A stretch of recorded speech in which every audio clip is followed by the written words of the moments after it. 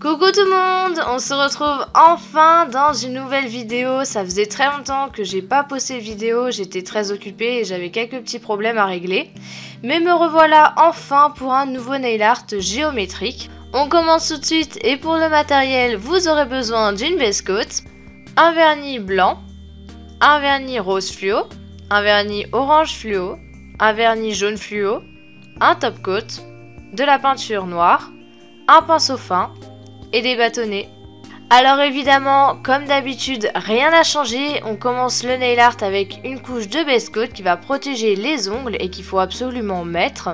Et ensuite sur tous mes ongles en 2 couches, voire même 3 si votre vernis blanc n'est pas assez opaque, je vais appliquer donc mon vernis blanc, la première couche toujours fine et la deuxième plus épaisse. Et évidemment je n'oublie pas d'en mettre sur la tranche de mon ongle pour que le vernis tienne encore plus longtemps.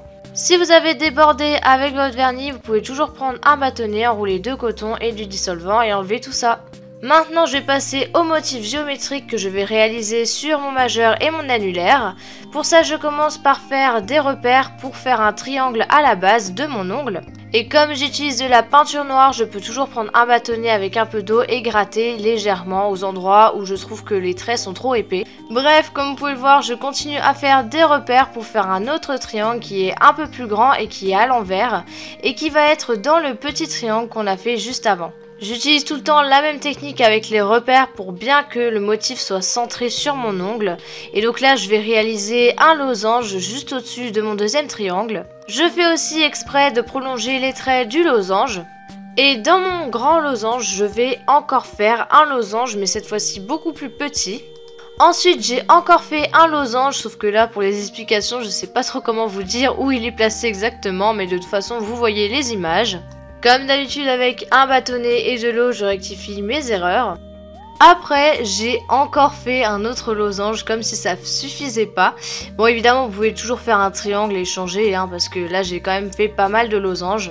Enfin, quand toute ma construction est finie, je viens remplir ces formes, quelques formes, pas toutes, avec des couleurs fluo. Donc j'ai pris du rose fluo, j'ai aussi fait des points avec un dotting tool.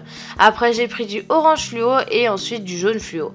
Après, vous pouvez toujours changer les couleurs, mais je vous conseillerais de ne pas mettre plus de 3 couleurs, sinon c'est fait trop chargé, ça fait trop de changements de couleurs, enfin vraiment, ça peut devenir très moche si vous mettez trop de couleurs. Bien sûr, si vous avez dépassé un peu avec la couleur, vous pouvez toujours prendre de la peinture noire et repasser sur les traits que vous avez fait. Je termine enfin ce nail art avec une grosse goutte de top coat que j'étale du bout du pinceau. C'est très important de mettre le top coat déjà pour que le nail art tienne plus longtemps, mais aussi parce que j'ai utilisé de la peinture, donc du coup ça partirait avec de l'eau si on met pas de top coat. Comme vous pouvez le voir sur mon index et mon auriculaire, j'ai rajouté 2 petits triangles.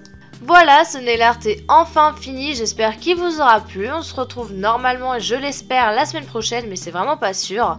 En attendant, je vous fais de très gros bisous, salut!